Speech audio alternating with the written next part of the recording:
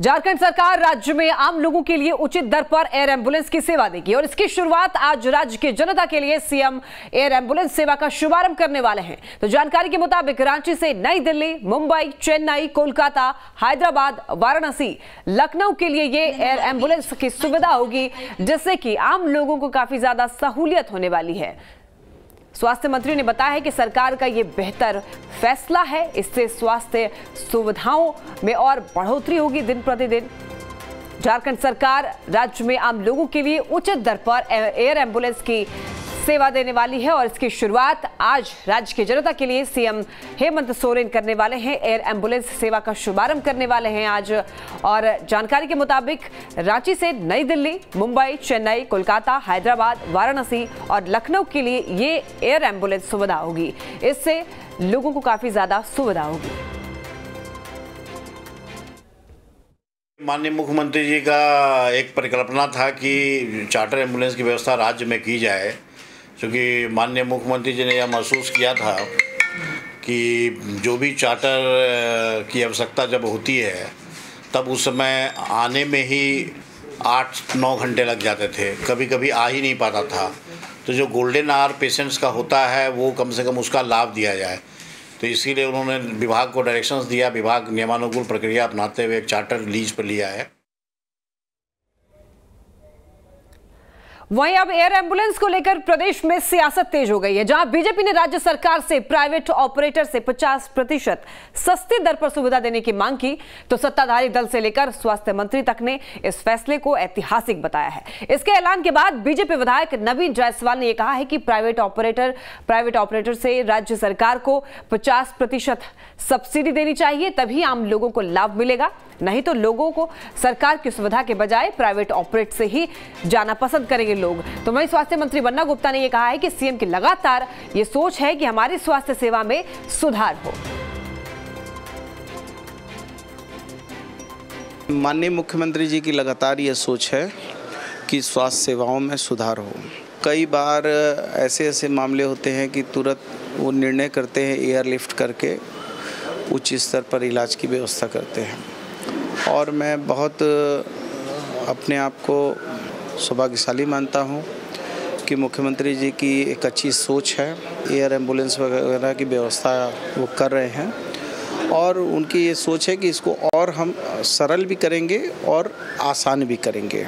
सरकार को सब्सिडी देना चाहिए। जो पहले जो प्राइवेट एजेंसी जिस रेट पर ले जा रही थी उस रेट से 50% सब्सिडी देके वैसे मरीजों को एयरलिफ्ट कराने का प्रयास होना चाहिए। सरकार के पहल से इसमें जो पहले लोग अपने निजी पैसे से जाते थे, अभी भी निजी पैसे से जाएंगे, लेकिन रेट दोनों का बराबर है। सरकार को 50% सब्सिडी देके 2 लाख 3 लाख रुपया में यहाँ से मुंबई, चेन्नई, दिल्ली इस रेट में अगर सरकार मुहैया कराए तो लोगों को लाभ मिलेगा।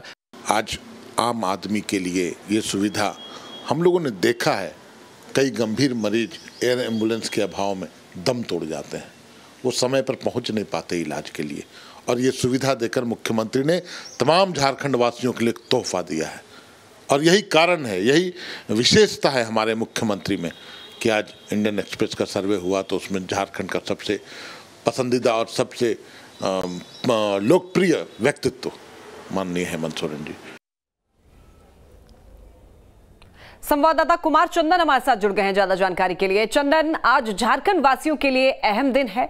एयर एम्बुलेंस की सुविधा आज झारखंड सरकार देने वाली है, आज शुभारंभ होने वाला है। इसे लेकर बताएं क्या कुछ तैयारियां की जा रही हैं आज प्रदेश में?